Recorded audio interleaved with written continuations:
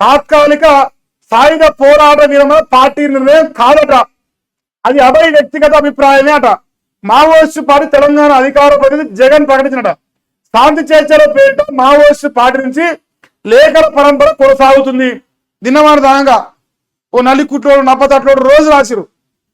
ఈయన అభయ్ అనేట ఆయన మావోయిస్ట్ పార్టీలో ఉన్నాడు. ఆయన లేఖలు రాస్తాడు, శాంతి చర్చలకు రమ్మంటాడు, మేము మా పార్టీతో మాట్లాడతామంటాడు. ఆయన ఆడియో లీకులు చేసిర్రు, అన్ని చేసిర్రు. లాస్ట్కి వచ్చినాక మావోయిస్ట్ పార్టీ అంటే మాకు సంబంధమే లేదు, ఆయన వ్యక్తిగత అభిప్రాయం, మీ యుద్ధానికి సిద్ధం, మీ కయ్యానికి సిద్ధం అంటారు. కయ్యానికి సిద్ధం అంటారు, వాళ్ళే చెప్పుకుంటారు.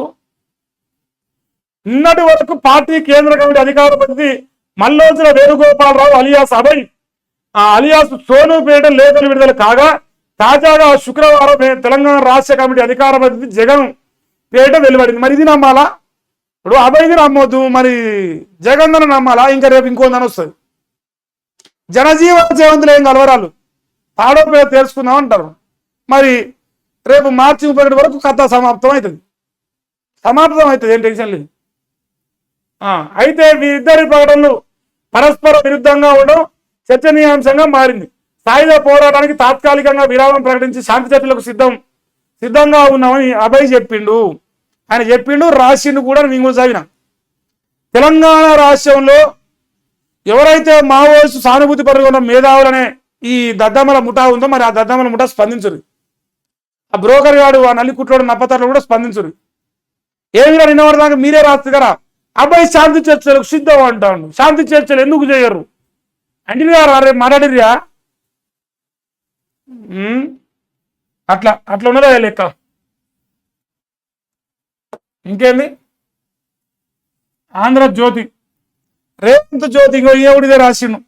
మావోయిస్టుల చెరవ మాట, సంక్షోభ సంక్లిష్ట సమయంలో బయటపడిన విభేదాలు, పార్టీ వైఖరిని విస్మరిస్తూ మల్లోజుల వేణుగోపాలరావు లేఖ, సాయుధ పోరాటం తాత్కాలిక విరమణకు ప్రతిపాదన, 4 రోజుల సమయం ఇవ్వాలని కేంద్ర ప్రభుత్వానికి లేఖ. దీన్ని వ్యతిరేకిస్తూ తెలంగాణ కమిటీ ప్రతినిధి జగన్ ప్రకటించిండు. సాయుధ పోరాట విరమణ ఆయన సొంత అభిప్రాయం.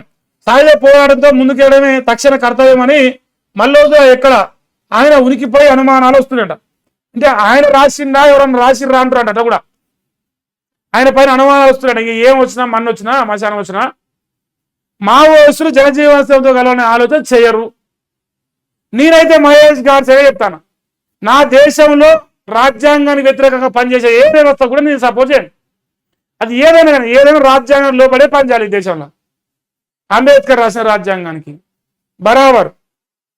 మరి అంబేద్కర్ రాసిన రాజ్యాంగం పైన మనలే ఈ నలికుట్లో నప్పదట్ల ఈ సన్నాసులు మరి రాజ్యాంగానికి వ్యతిరేకంగా పనిచేసే వ్యవస్థ గట్రా సపోర్ట్ చేస్తారు. అది కూడా ప్రజలు అడగాలి.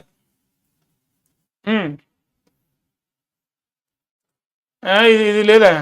ఇది ఇందాక ఒక ఆయన అంటా ఉన్నాడంట తెలంగాణలో, చాలా మంచి ముచ్చట ఇది. 50 కోట్ల బ్లాక్ మనీ ఉంది, మారుస్తారా?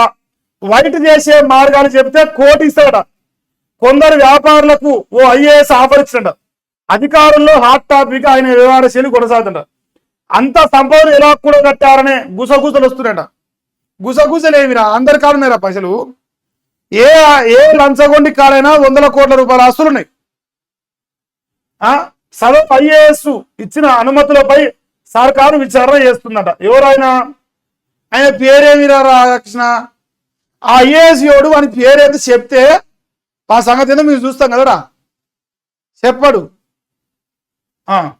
IAS పదోన్నతుల జాబితా వివరాలు అసమగ్రం అంట. 21 మందికి కావాలి, 15 మంది అభ్యర్థుల వివరాలు సరిగా లేవట.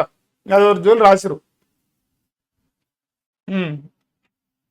దసరా నాటికి ప్రత్యక్ష విచారణ.